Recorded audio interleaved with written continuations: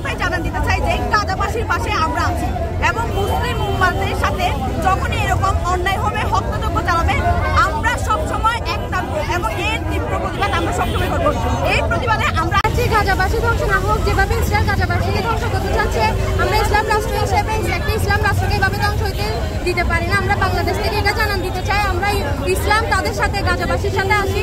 আমরা ইসরায়েলকে বয়কট করবো, ইসরায়েলের পণ্য, বাংলাদেশ থেকে সকল ইসরায়েলের পণ্য সবকিছু আমরা বয়কট করবো। এর মাটি থেকে আমরা জানান দিতে চাই, আরব লীগ এবং ওআইসি, তুমি তোমার পলিটিক্যাল স্ট্যান্ড পরিষ্কার করো।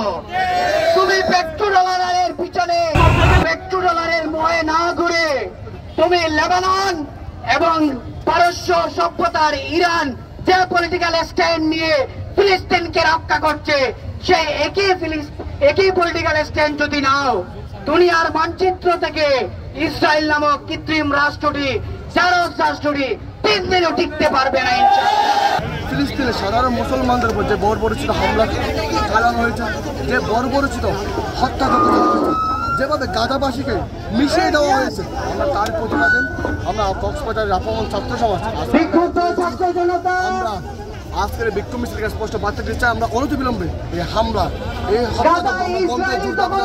এবং যারা এই বর্বরচিত হত্যাকাণ্ডের সাথে জড়িত, আমরা তাদেরকে দ্রুত আইনের আওতায় এনে ইন্টারন্যাশনাল ল অনুযায়ী সর্বোচ্চ শাস্তি দাবি জানাচ্ছি এবং মুসলিম জাহান যে নেতারা আছে তাদেরকে আহ্বান জানাবো অনতিবিলম্বে দখলদার ইসরায়েলের বিরুদ্ধে ব্যবস্থা দিতে চাই। আজকের পর থেকে কক্সবাজারে কোন রকম ইসরায়েলি পণ্য চলবে না,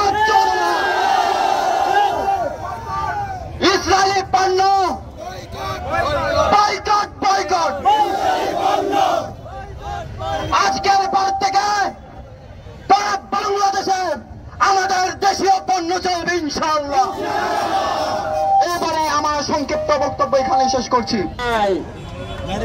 এই আজকের সরকার ডক্টর মোহাম্মদ ইউনূসকে একটা কথা জানান দিতে চাই, আপনি বাংলাদেশ থেকে আর্মি সহ যারা আমরা সাধারণ ছাত্র জনতা আছি তাদেরকে ট্রেনিং দিয়ে আমাদেরকে ফিলিস্তিনে পাঠিয়ে দিয়ে আমরা ফিলিস্তিনের পক্ষে যুদ্ধ করার জন্য রাজি আছি।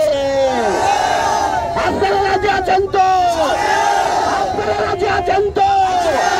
আমরা ইসলামের পক্ষে সব সময় জীবন দিতে রাজি আছে। আরেকটা কথা জানিয়ে দিতে চাই, আগামী 7 দিনের মধ্যে বাংলাদেশের সমস্ত দোকান থেকে ইসরায়েলি পণ্য তুলে দেওয়ার উদাত্ত আহ্বান জানাচ্ছে। এই বলে আজকের প্রদান করে দিয়েছেন। বাংলাদেশের মুসলমান কোন ইহুদিদের দালালি করে না, বাংলাদেশের মুসলমান ভারতের দালালি করে না। যারা ভারতের দালালি করেছে, যারা দালালি করেছে ইহুদিদের, তারা পলায়ন করতে বাধ্য হয়েছে। আমরা থেকে এসেছি পুরো পৃথিবীতে যারা বড় বড় মুসলিম রাষ্ট্র নাম দিয়ে ইহুদিদের দালালি করে যাচ্ছে, ইসরায়েলের দালালি করে যাচ্ছে, আমি পরিষ্কারভাবে ঘোষণা দিচ্ছি। সবাই মুখে নিন্দা জানাই আমি। আল্লাহর কসম, আল্লাহর কসম, নমরুদ ধ্বংস হয়েছে, ফেরওয়ান ধ্বংস হয়েছে। যারা বড় বড় ছিল এরা তো ছোট, এরা এখন অত বড় ক্ষমতাধর হতে পারে নাই, এত বড় ক্ষমতাধর হতে পারে নাই, এরা ছোট। যেখানে ফেরওয়ান গেছে, ভাই ফেরওয়ান এমন লোক মাটি থেকে বাড়ি দিয়ে উঠছে, মাটি থেকে বাড়ি দিয়ে বড় হইয়া শক্তিশালী হইয়া তারপরে রাজার সময় বসা, সেই পর্যন্ত কোথা দাবি করে সেই পর্যন্ত ঢুকে গেছে। আমার আল্লাহ আছে,